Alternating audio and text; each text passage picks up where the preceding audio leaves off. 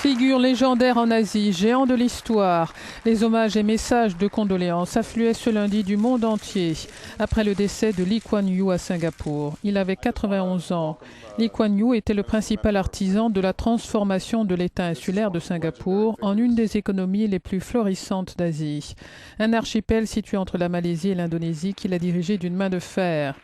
Lee Kuan Yew, qui a été le premier chef du gouvernement de Singapour, était d'origine chinoise.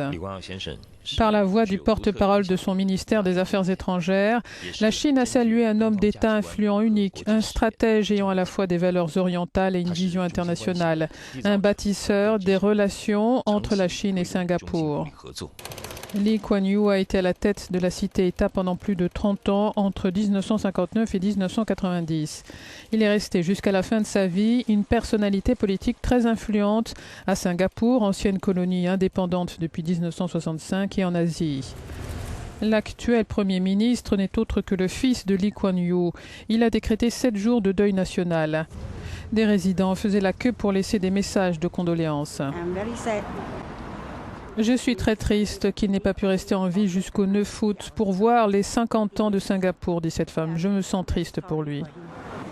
Lee Kuan Yew était également critiqué dans son pays et à l'étranger pour l'absence de liberté publique. La presse, les manifestations et l'opposition politique y sont strictement contrôlées.